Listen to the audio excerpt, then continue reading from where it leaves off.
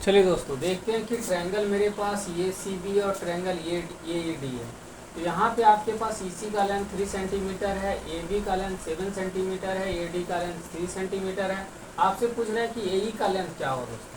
तो इस टाइप का प्रॉब्लम को सॉल्व करने के लिए क्या करेंगे हम लोग, जो है सो थेल्स थ्योरम अप्लाई करेंगे। तो थेल्स थ्योरम में क्या होता है, ए ई बाय, देखिए E D parallel to B C है। अब ए ई बाय ई सी होना चाहिए तो A D by D B होना चाहिए, लेकिन मेरे पास क्या डी बी का लेंथ दिया है दोस्तों, नहीं दिया है।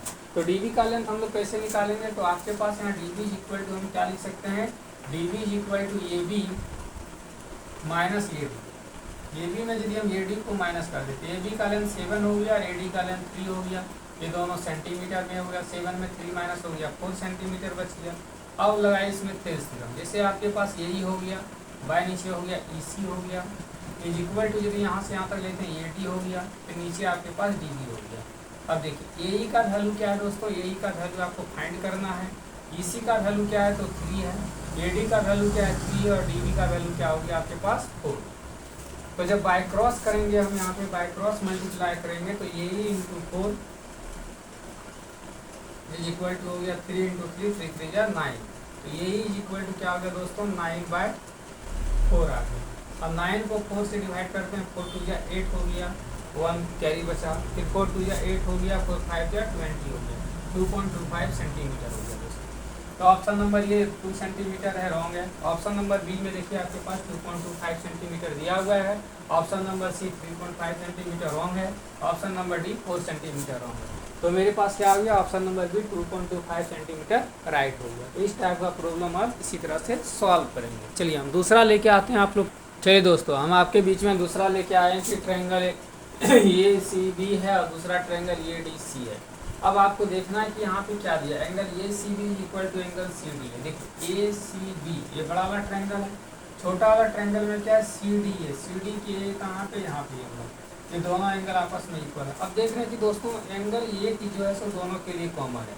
तो मेरे पास ये चीज़ हो गया कि दोनों ट्रायंगल सिमिलर है। किसके आधार पे, एंगल के आधार पे दोनों ट्रायंगल क्या है दोस्तों, सिमिलर है।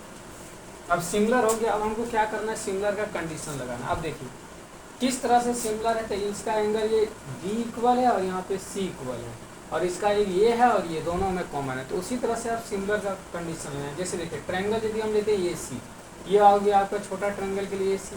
तो ए सी पे क्या हो रहा है कि ए सी पे मेरे ये अपोजिट एंगल बन रहा है, उसी के रेशियो में बड़ा ट्रायंगल में लीजिए। देखिए ए बी में भी क्या हो रहा है, एक एंगल बन रहा है, तो रेशियो हो गया।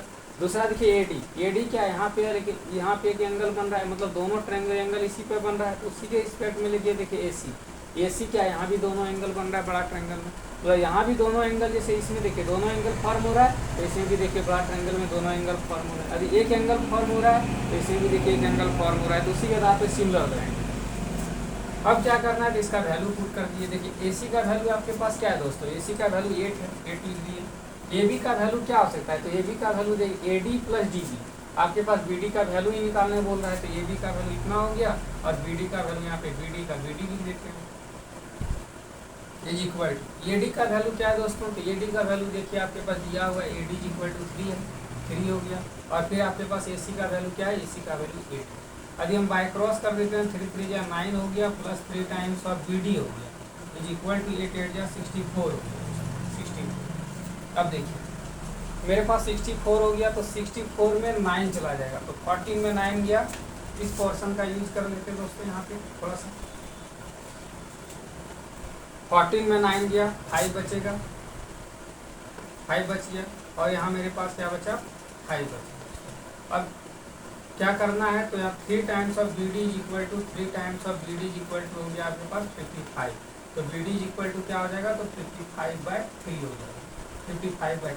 अब ऑप्शन देखिए, ये तो मेरे पास नहीं है, 22/3 है। बी ऑप्शन में 26/3 है। ऑप्शन नंबर सी में 55/3 है। तो मेरे पास ऑप्शन नंबर सी हो जाएगा। ऑप्शन नंबर डी में 64/3 है। तो इस टाइप का प्रॉब्लम को इसी तरह से सॉल्व करेंगे दोस्तों। तो ये आपका ट्रायंगल से रिलेटेड हम जो है सो MCQ आप लोग के बीच में बताए हैं। तो इसी तरह से अब नेक्स्ट चैप्टर जो है सो हम स्टार्ट करेंगे MCQ का। तो मेरे वीडियो को दोस्तों देखने के लिए उसको लाइक और शेयर कर दीजिए दोस्तों, और मेरे चैनल को सब्सक्राइब कर दीजिएगा दोस्तों। जय हिंद।